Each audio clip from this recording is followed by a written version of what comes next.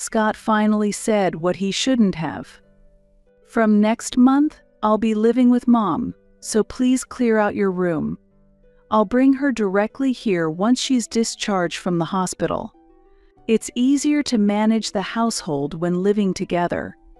However, seeing my mother-in-law every day means constantly receiving her snide remarks. My heart is already heavy.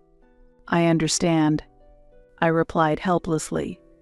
Scott intends to force the issue of living with his mother by any means necessary. Rather than arguing and opposing him, I should secretly prepare. I have gained this wisdom over many years. Scott left the house, looking pleased and without suspicion. This is my strategy. It's so simple, I almost laughed.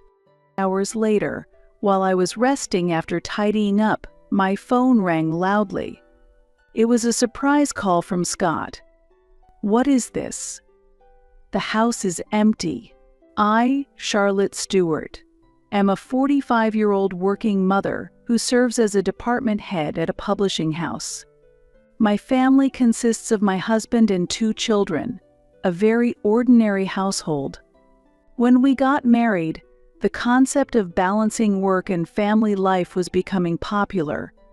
At that time, it was common for women to become housewives after marriage, but Scott supported my decision to work. In response, I have devoted myself to my job, household chores, and childcare since the birth of our children. However, recently, I felt the limit of this burden deepening. My mother-in-law, Michelle, who had always opposed my employment, has recently started to complain. "Charlotte, how long do you intend to keep working? You're neglecting your husband and being an irresponsible daughter-in-law." In our time, work came second, and a wife's duty was to devote herself to the family, she said. "Not only have I been committed to my job, but I've also been diligent in housekeeping and childcare. I felt this was a way to repay Scott for allowing me to work. As a result, both my daughter and son began to help out around the house. My daughter folds the laundry and irons, while my son cleans the bath and fills the tub every day. When I return home, the children have already prepared everything so that I only need to manage the meal preparation and cleanup. I am grateful to them for this arrangement." However, despite both of us working, Scott does not help at all. I've asked him several times to assist with household chores, but his response is always the same. "I allowed you to continue your job. Are you trying to make me do the housework because you want to ease your own burden without fulfilling your duties as a wife? You're being pampered." Additionally, each time this happens, he reports to my mother-in-law, and I receive cold words from her. "Scott is the main breadwinner of the house, right? Why would you make him do the housework? That's why it's said that working women are not good. Understand? You're the one demanding to work. Comprehend that." Lately, perhaps my mother-in-law has too much free time. Every night, such unpleasant calls come in. Both my children and I are tired of the frequency and content of these calls. Recently, my children often pretend they are calling me to hang up the phone. Indeed, I'm grateful that I was allowed to work, but why must I be criticized so much? I'm handling both housework and childcare alone. Even my mother-in-law should understand how hard it is to balance housework and childcare. What does she want from me? Currently, I am under considerable stress. Having my children on my side is my only comfort. This feeling is due to issues related to Scott's salary. In fact, Scott's salary is not very high, rather, it's on the lower end. He failed to find a good job initially and managed to get a position at a small company through relatives. If he had strived, I would have supported him without complaint, despite the low income. However, Scott was disappointed with his employment through connections. At first, he often complained I should have worked at a much larger and more prestigious company. He just did the work he was told to do and neglected efforts for promotion or to find another job. If he really had the skills, he would have continued to learn and upgrade his skills while working and made efforts to find a new job. But Scott neglected such efforts. As a result, his salary has remained limited to minor raises, with his performance pay and commissions always minimal. On the other hand, the company where I work is a major domestic firm that established maternity and paternity leave systems early on and has continued stable management even during economic bubbles, never reducing salaries. Currently, I have been promoted to department head and have successfully managed numerous contracts and projects. As a result, I earn considerably more than Scott. Additionally, my children are under my care, and I directly set aside their tuition fees from my salary. I have made the most of the corporate benefits of a large company. Looking back, even when I was on unpaid maternity leave, we lived off my savings. It would have been impossible to cover the household expenses, including those of our children, with just Scott's salary. I have never received any contribution towards household expenses from Scott, and there are no records of any transfers from him. He probably allowed me to continue working because he wanted to rely on my salary. This thought has been growing stronger recently.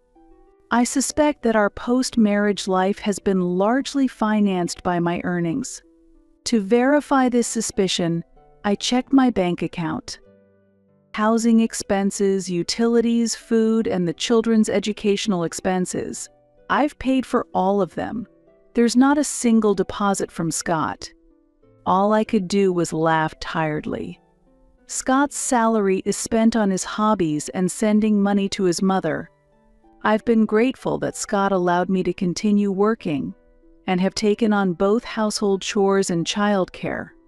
However, looking at the current situation, I pay all the living expenses while Scott freely spends his own salary. As the main financial supporter, I can say that I am the pillar of the family. Scott can afford to act freely because I cover the living expenses, and any favor of letting me work has been fully repaid. Yet, Scott always says, "I'm supporting the family. If you have a complaint, you can leave." On what basis does he make such claims? He might be under the mistaken impression that he's handling the living expenses while freely spending his own salary. It's completely baffling and incomprehensible. Sometimes I think about the outcome if I took the children and left the house, excluding all living expenses I've been covering. Or if I confronted him with this bank account and ordered him to leave the house, would Scott obediently comply? However, claiming himself as the pillar of the household, he might report me again to his mother. Does his mother understand the difference in our incomes? No, if she did, she wouldn't make such sarcastic remarks. She must think of him as a wonderful son who supports the family and has graciously allowed me to work. How would she react if she knew the truth about our incomes? Perhaps she would turn against Scott and come to my side. However, I want to avoid such a situation. What would become of Scott and his mother if I left? Sometimes, fed up with her harsh words, I find myself pondering this. While I was lost in these thoughts, my mother-in-law fell at home and injured her leg. She will need to be hospitalized for a while for treatment and rehabilitation. Since my father-in-law passed away before our marriage and she lived alone, either Scott or I would need to take care of her. Why are you leaving me to suffer? Hurry to the hospital. My leg hurts so much I can't move, and there's a lot I need to ask of you. She called me immediately during her hospitalization.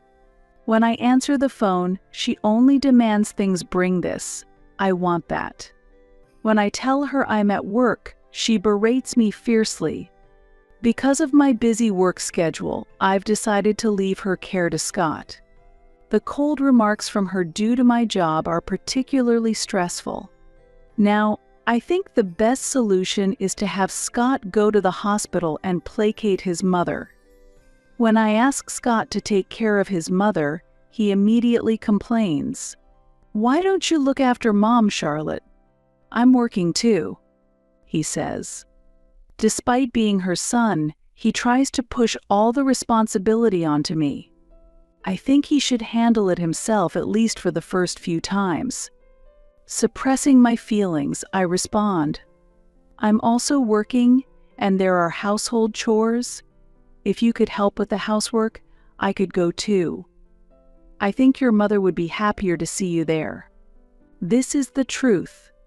My mother-in-law may think of harassing her daughter-in-law as a way to relieve stress, but when mobility is limited, it's better to think positively and speak positively.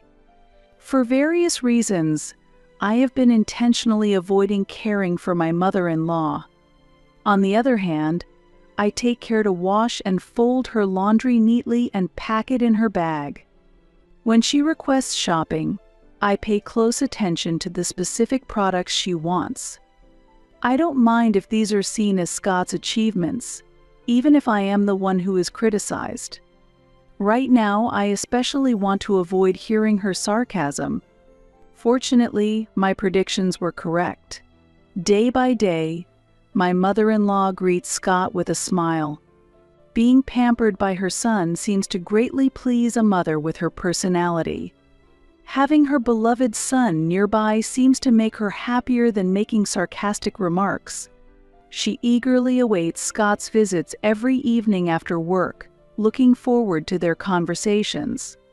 She hands the shopping list to Scott, and since her hospitalization, she hasn't called me even once. Seeing her smile, Scott feels he is doing good deeds, and he returns home in a good mood.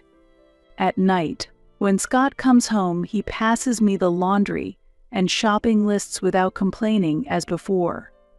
Although I receive some grumbles from Scott when handing over her belongings, I still manage to live my days peacefully. That's enough for me. Right now, I am determined to avoid my mother-in-law's sarcasm at all costs. Sometimes, I mutter to myself in the middle of the night, if only I could live in peace for a little while longer. However, the injuries my mother-in-law sustained at her age are likely to be prolonged. I strongly urged Scott to encourage her rehabilitation, but she often neglected it, looking forward to her son's visits. As a result, by the time her injuries healed, her leg strength had already declined. Scott goes to the hospital in the evening after work, but until then, my mother-in-law simply waits, abandoning rehabilitation and just anticipating her son's visit. She has grown fond of her son's care, and Scott has become accustomed to her various requests. Although it's rare for me to be called directly, I am actually the one doing the laundry. Daily chores like shopping and preparing snacks have become routine. My mother-in-law imposes household tasks on me, and she just enjoys pleasant conversations with her son. I'm grateful I don't have to meet her directly, but it's still exhausting. Her demands are many, especially shopping, which is very time-consuming. I understand that you need to distract yourself from boredom, but why do you need so many things? Living alone becomes even more difficult when mobility is impaired. My mother-in-law must feel this too. At that time, she made a significant request to Scott. "Oh, I can't use my leg well anymore. Shopping and cooking are difficult. Scott, don't leave your mom alone." Of course, Scott supports her. "That's a good idea. Let's live together. It will be more convenient for you if Charlotte takes care of you." These two decided to live together without considering my opinion. Scott finally said what he shouldn't have. "From next month, I'll be living with Mom, so please clear out your room. I'll bring her directly here once she's discharged from the hospital. It's easier to manage the household when living together. But that's only from the perspective of the mother-in-law. Every day, facing my mother-in-law would only result in receiving her snide remarks. My heart is already heavy. I understand, I replied helplessly. Scott intends to force the issue of living with his mother by any means necessary. Rather than arguing and opposing him, I should secretly prepare. I have gained this wisdom over many years. Caught between the excitement of Scott and my mother-in-law about the cohabitation, I was considering my escape options. I have a personal room in our home where I gather and study business-related documents. This room contains many books and files. It serves as a study and a workspace, and it is an essential space for the current me. However, Scott has demanded that I give up that room. Losing that room could disrupt my work, potentially causing me to come home even later. Alone, looking at the bookshelf, I muttered to myself, what should I do with these books and documents? It would be a big problem if they were discarded or damaged. Considering living with my mother-in-law, it's clear that these items should not stay at home. It may sound like something out of a TV show, but there really is a risk of the books and documents being thrown away. Especially, the items that are known to be valuable to me are often the first to be tampered with. If I say something, my mother-in-law will feign ignorance and seek Scott's help. Oh, I didn't know these were important documents. Oh, Scott, I'm not at fault yet Charlotte is mad at me. Help me. Once we start living together, there will be no place for me to rest in this house. Continuing to work while being constantly blamed, my spirit will wear thin. What should I do? In this house. Because my mother-in-law is coming to this house, I am. Suddenly, an idea struck me. Why hadn't I realized this simple solution earlier?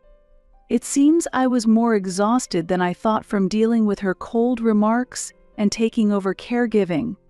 It felt as though the fog that had been clouding my vision was gradually lifting.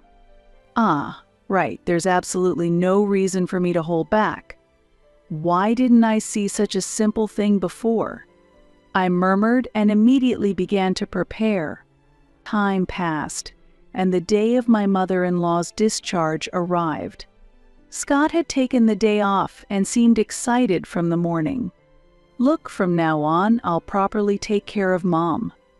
I won't let you do what I've been doing while she was hospitalized, Scott declared, and I quickly changed the subject. That's right, take this. Your mother has been hospitalized for quite a while, after all. The hospital food is bland and not very filling, so she must have been unsatisfied. Since discharge procedures and packing will take us close to lunchtime, why don't you take her out for some delicious food? It's a special day off, and a drive just for the two of you would be nice, right? I'm sure she will enjoy it, I suggested, handing Scott a larger amount of cash than usual.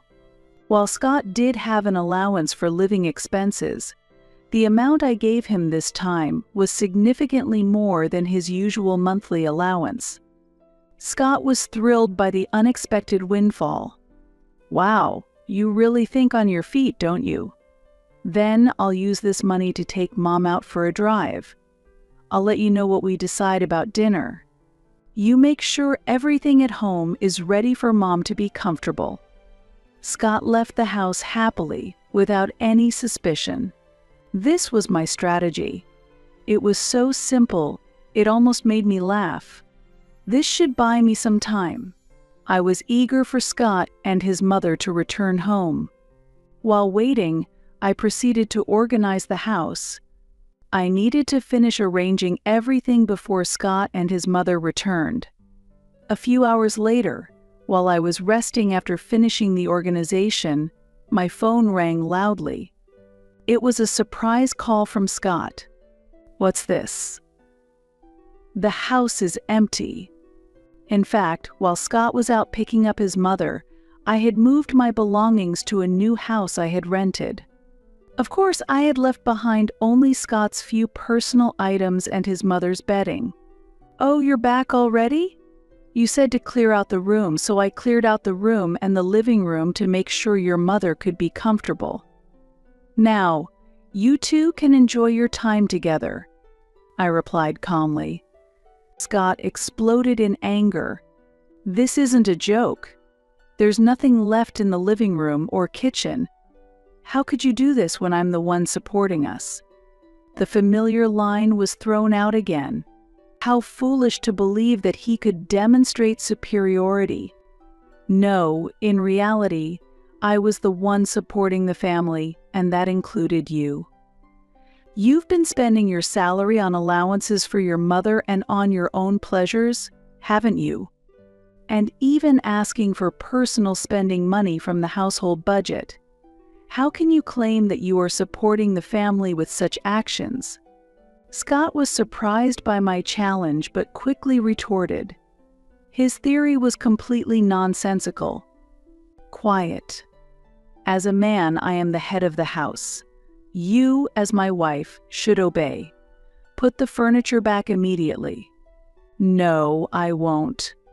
The living room furniture and the kitchen appliances were all purchased with my salary. Don't worry, the children are with me. I've paid for the rent, utilities, and groceries. In short, I am the pillar of this house. Why did you proceed to live with your mother without consulting me? I can't stay with someone who acts so unilaterally. As you wished, from now on you'll have to fend for yourself," I said. And it seemed like Scott had an epiphany.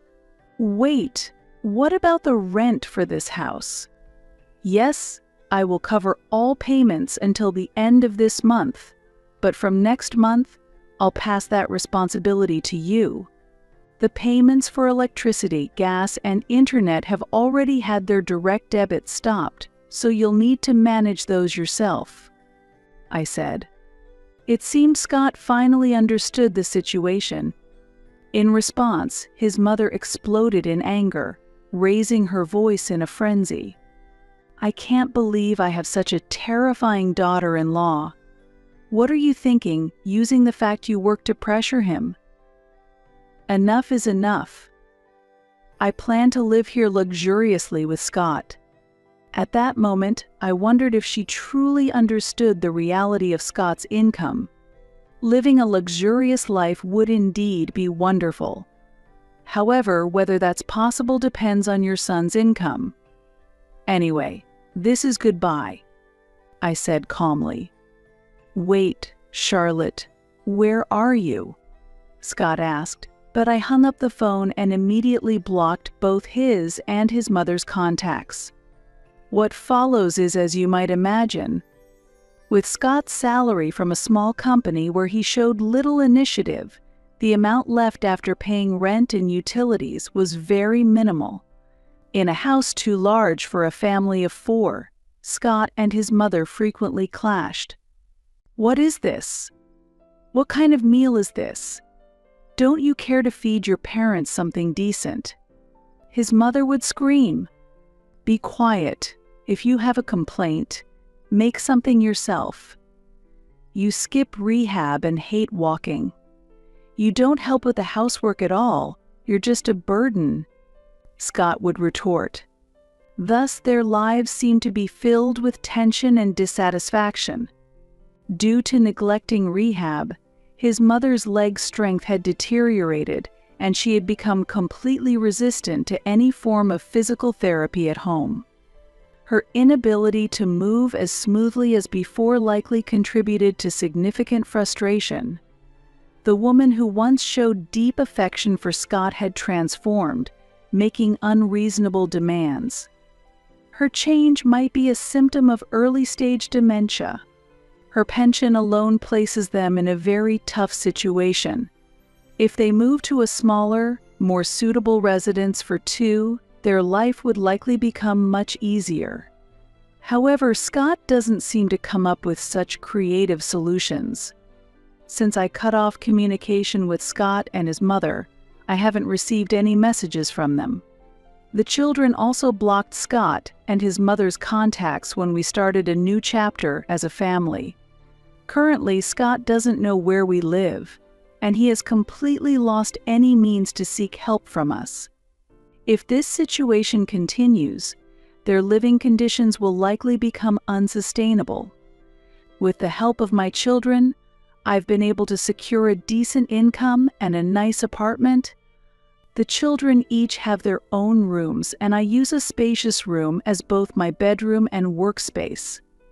The rent is a bit high, but the amount saved by separating from Scott allows us to comfortably afford it. Previously, the children suffered from their father's demeaning words towards me, but now they are enjoying a free and comfortable life. They are more serious about household chores now and take responsibility for their tasks without being criticized by their father, willingly helping around the house. In such an environment where gratitude and praise are naturally extended when children help, I am truly relieved that we haven't gone down the wrong path. Today, after another busy day, it's time to return to the apartment where my beloved children are waiting. Following these developments, I sent Scott a divorce petition through a lawyer. Despite me having supported the family financially for a long time, he and his mother had nearly depleted their earnings. This is a sufficient reason to file for divorce. Scott refused the divorce and made various excuses, but my lawyer quickly dismissed his claims. Abandoning family responsibilities, not contributing financially, and verbal abuse are considered economic abuse. Under these circumstances, if taken to court, Scott's chances of winning are extremely low. The court granted me custody of the children. Furthermore, I did not request alimony or property division, choosing instead to waive those rights.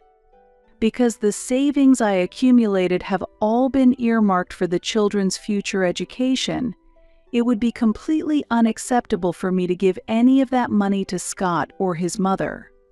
My car is in my name, and fortunately, the house we lived in was a rental property, which helped us avoid further complications that could have arisen had we owned a home.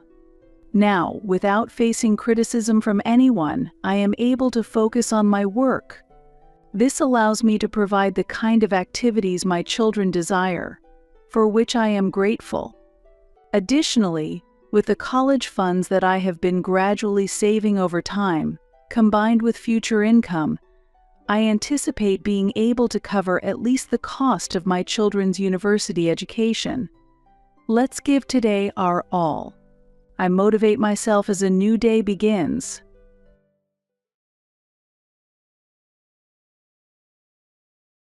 I'm going to live in this high-rise apartment with my mom. I want a divorce. I couldn't hide my confusion at the sudden statement my husband made. It seems like my husband was planning to live in the high-rise apartment I inherited from my father with his mother after our divorce. I wonder what he's thinking. I have had my share of frustrations regarding my husband ever since our marriage. Yet, I never considered divorce because there were aspects of him I respected. However, I never dreamt he would suggest starting a life with his mother in the home I inherited. As I stood dumbfounded, my husband, with a condescending smile, said, "I'll divorce you and just take this property." I must be really lucky. Seriously. The moment I saw his unpleasant smile, my love for him completely vanished. My name is Stacy. I'm a 28-year-old office worker. I managed to join the company I've long admired as a new graduate and have been vigorously working ever since. People often say, "You're a typical career woman." Being devoted to my job, I had never experienced a serious relationship, and neither was I particularly keen on marriage, thinking that living alone wasn't such a bad idea. Yet, a turning point in my life came. One day, my father called me with an unexpected proposition. "Stacy, you're 28 now. How about trying matchmaking? I received an offer from someone I owe a favor to. What matchmaking? I think I'll pass. I still want to work. I was surprised and declined immediately as I had never considered matchmaking. Don't say that. Why not try meeting him just once? If you find a nice partner, I'll also be able to rest assured. I want to see you as a bride. How can I refuse if you put it like that? Fine. I'll meet him. My father had been unwell for several months and was currently being cared for by my mother at home. His health hasn't been great recently. Knowing his condition, I couldn't ignore my father's wish to see me as a bride, so I was left with no choice but to accept to meet up with the guy he wanted to match me with. That's great, Stacy. Thank you. I hope you get along well with him. Yes, I'd be happy if he's passionate about his work. The day of the meetup arrived. The man, Ted, was 27 years old, a year younger than me. He loved his job so much that he never got to stay in a long-lasting relationship because he was so busy. Seems like we're a pretty good match. I've also prioritized work over everything else so far. Really? We might get along well then. Ted smiled kindly. We hit it off quickly, and before we knew it, we were married. Our parents were very happy, and we were blessed by many as we started our newlywed life in a rented apartment. Later, my parents bought a high-rise apartment nearby and moved in. It was challenging for them to live in the countryside. Having my parents close by was better for frequent visits and immediate support, so I was pleased they decided to move into the high-rise apartment. 2 years had passed instead, and I got married. Our marriage, which started off smoothly, gradually began to face troubles. The issue was Ted's growing fondness for his mother, frequently inviting her over without discussing it with me. I wanted to spend quiet weekends after a busy week, but Ted started inviting his mother over without consulting me. His mother lived about a 10-minute drive from our place, and she had been living alone ever since my father-in-law passed away 5 years ago. While he initially didn't invite his mother frequently, he recently started to invite her over every week. Oh, right. My mom is coming over today. When Ted casually mentioned it, I couldn't hold back any longer. What, again? But she was here last week and the week before. I wish we could spend some time alone occasionally. What are you saying? Since my dad's passing, she's been feeling lonely. What's wrong with inviting her over once a week? Ted yelled, furious at my suggestion. I might have accepted the weekly visits if his mother were kinder. But every time she would come over, she would take groceries and household items without even asking. Even when I protested, "It bothers me when you take things without permission," she would respond, "Don't be so stingy. You're working, no?" and dismissed my concerns. Furthermore, she criticized every little thing, from a speck of dust in the corner to the seasoning of my cooking, and would always be critical of how I managed household chores. What was worse was, she did these things out of Ted's sight, which made the problem even more serious. Ted thought of his mother as someone who, despite her sad fate of losing her spouse, lived a modest life alone. Ted, I've told you before, but your mother takes groceries without asking and always finds something to criticize about how I manage the household. It's frustrating, I said. You're lying again. My mom would never do such a thing. Stop belittling her. Ted shouted back, clearly angry.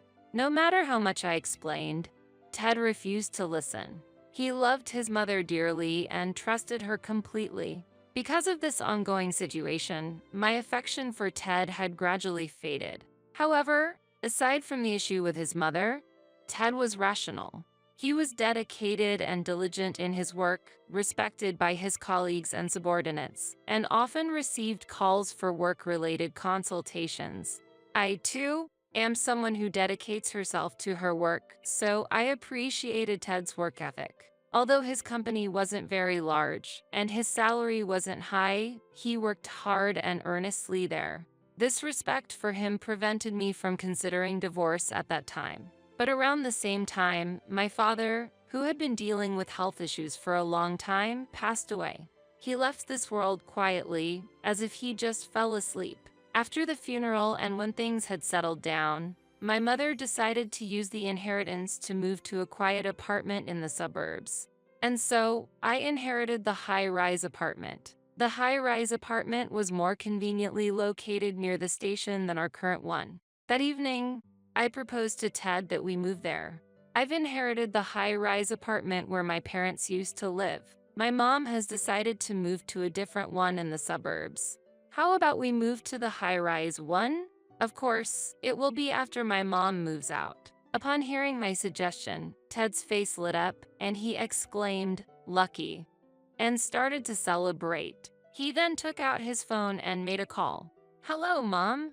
I have some great news."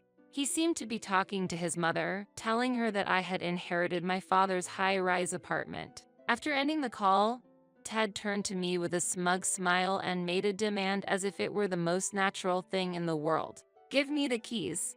"What?" I was taken aback and reflexively asked him to clarify.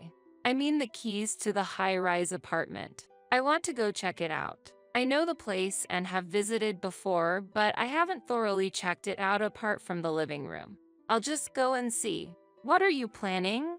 "My mom is still there. What if you disturb her by suddenly showing up? Besides, it's already late." I felt an ominous premonition about Ted's high spirits. "Oh, right. Your mom is still there. Let's at least look at it from the outside then." I didn't understand his urgency, but Ted couldn't wait and I ended up accompanying him. The high-rise apartment was about a 15-minute walk from our current one. On the way there, the uneasiness I was feeling didn't subside. The reason for my uneasiness was Ted's unusually excited demeanor since learning I inherited the high-rise apartment, which seemed somewhat creepy. His eyes seemed to glow with ambition. Still, I tried to convince myself it was just my imagination. Standing in front of the high-rise apartment and looking up at the 40-story building, Ted exclaimed in amazement. "Wow, looking at it again, it's really big. Living here would be."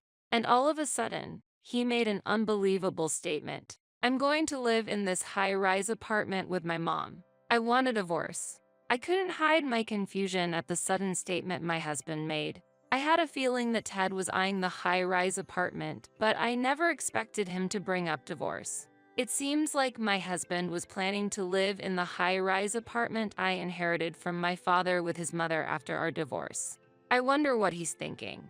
I have had my share of frustrations regarding my husband ever since our marriage. Yet, I never considered divorce because there were aspects of him I respected. However, I never dreamt he would suggest starting a life with his mother in the home I inherited. As I stood dumbfounded, my husband, with a condescending smile, said, "I'll divorce you and just take this property." I must be really lucky. Seriously.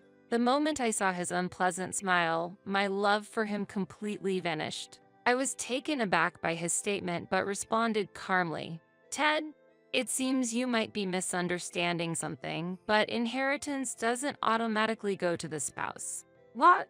What are you talking about?" Ted laughed as if he didn't understand my words at all. "I mean, this high-rise apartment is something I inherited, so it can't become yours. Inheritance laws don't apply to shared property." Even when I explained again, Ted said, "That's a joke. I won't believe such a lie." Okay, I was just perplexed. I didn't think he would be such a difficult person to talk to. "It's funny to see you trying so hard to avoid divorce. Do you love me that much?" "How pathetic," he mocked. Ted's derisive laughter was extremely unpleasant. And at that moment, I realized my feelings for Ted had vanished. There used to be a respectable side to him, but now I only felt discomfort. "If you don't agree to divorce, I'll file for arbitration. I'll live happily in this high-rise apartment with my mom," Ted said with a smirk, and I responded calmly, "I'll agree to the divorce. When we get home, let's write the divorce papers." "Nice. Surprisingly obedient, aren't you?" He answered satisfied, and when we got home, we downloaded and printed the divorce papers from the City Hall's website. Ted signed the divorce papers first, and then I signed. I've completed my part. When I handed over the divorce papers, Ted eagerly took them and said, "I'll hand these in right away," and headed to the City Hall. Thus, our brief 2-year marriage came to an end. However, I couldn't move to the new residence immediately and had to continue living with him in our current place for a while. During this time, I consulted with a lawyer about dividing the property while also preparing to move. My plan was to move to the high-rise apartment I inherited from my father. During this period, my mother-in-law suddenly visited our home. Ted wasn't home, and I had to deal with her alone. When I opened the door, she started shouting, "Why haven't you given us the apartment yet, Stacy? Hand it over to us, quickly." As I've explained to Ted several times, that house is something I inherited from my father and I can't give it to you or Ted, I responded calmly. The audacious mother-in-law then said, "Don't be so stingy. You earn a lot, right? You're so busy with work that you neglect household chores, so you must not be struggling with money. It wouldn't hurt if you gave us the property." I firmly refused her demand. "There's no way I'll give you the apartment," and closed the front door. Behind the door, she yelled, "Why are you so insolent? Tad was right to get a divorce from such a daughter-in-law. Hand over the high-rise apartment quickly." But after a while, she quieted down and seemed to have given up and left. That evening, when Ted returned home, I told him about his mother's visit. "Today, your mother came. Seems like she's expecting to live in the high-rise apartment. She hurled insults at me, and I can't take it anymore." Then Ted, as if thinking his mother had been insulted, suddenly began yelling hysterically, "What's with that attitude? My mom just wants to live in the high-rise apartment with me as soon as possible. You're the problem for not handing it over. My mom isn't at fault. Stop being stubborn and give us the property now." It's not about being stubborn. It's legally established that inheritance doesn't become shared property. It's exempt from property division. Do I need to explain it again? Even as I tried to explain, Ted wouldn't listen. I eventually successfully completed the property division process, but it took extra time and money because Ted made a fuss about not getting the high-rise apartment. Therefore, I decided to bill all the divorce expenses to him. After my mother moved to the suburban apartment, I decided to relocate to the high-rise apartment. I completed the move without Ted knowing. After moving to my new home, I changed all my contact information, cutting off all ties with him. I was worried for a while that he might come over, but fortunately, there were no signs of him coming, and months had passed. I was relieved, thinking he had accepted the reality that he couldn't live here. However, something unexpected happened. On a holiday, while I was relaxing at home, the bell suddenly rang. At that moment, I murmured to myself, "Has he finally come?" When I looked at the intercom monitor, there he was, as expected. I considered ignoring him for a while, but he persistently rang the bell, and thinking of the neighbors, I reluctantly went to the door. When I opened it, Tad was furious and shouted, "Why did you change your phone number? You've changed your email address too, right? Why didn't you tell me your new contact information? Why should I? I have no obligation to explain to you. The divorce was completed and we're no longer husband and wife, and the property division is settled, so we have nothing to do with each other anymore. Don't say nonsensical things." As I responded calmly, Ted became even more enraged. "Don't make lame excuses. I'm really angry. That's clearly not a lame excuse." Having a reasonable conversation with him was impossible, and it gave me a headache. Tad continued to shout as if he was about to pounce me. "Why can't I have this property? Because of that, I've been laughed at by my friends." "It's all your fault." "Laughed at by your friends? What do you mean?" When I asked, Tad was silent for a while before starting to speak slowly. Seems like he had bragged to his friends about having bought a high-rise apartment when we filed for divorce and I inherited this property. Envied by his friends, Ted didn't want to hear anything about how the property division didn't allow him to get the apartment and mistakenly thought that if he kept fighting, he would eventually obtain it. Even so, I've been scorned and ridiculed by my friends as a braggart for not living in the high-rise apartment, and my mother is pressuring me about when we can move in. "You're responsible for this situation." Hearing Ted's complaints, I was just astonished and lost for words. Essentially, he was blaming me for his own frustrations.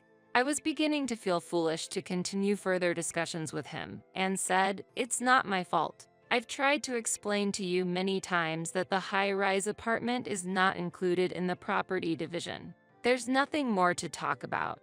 Please leave," and tried to close the door. However, Ted wedged his foot in the door, preventing me from closing it.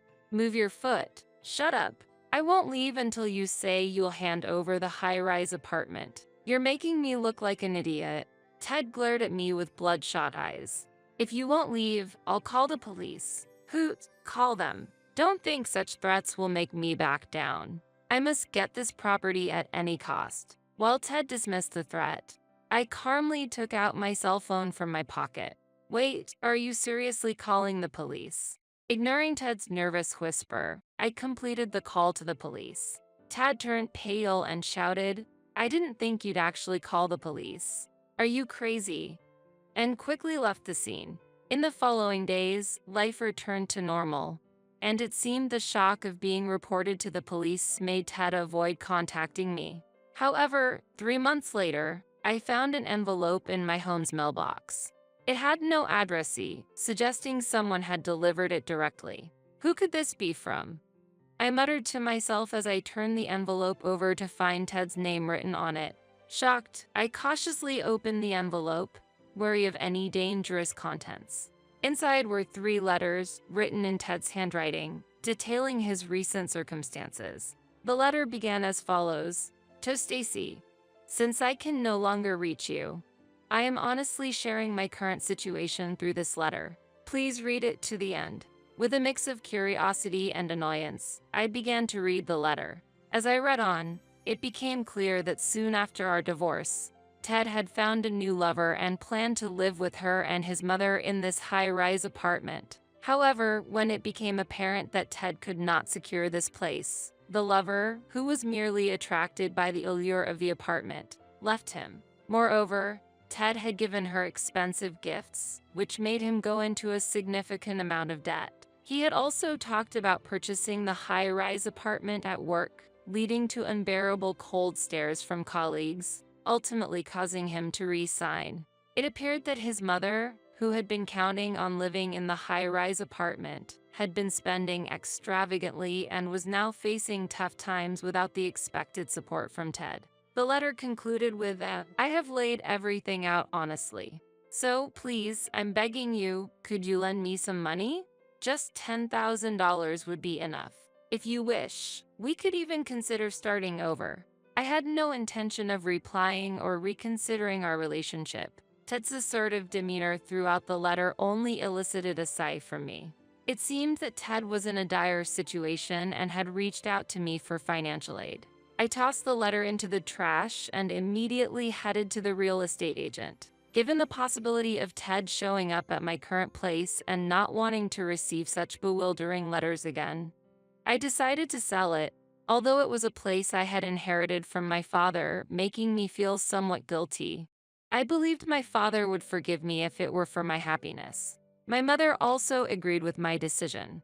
I then proceeded to purchase another high-rise apartment, one with an even better location, which admittedly was quite expensive. However, thanks to my hard work and savings, I didn't hesitate to splurge on it.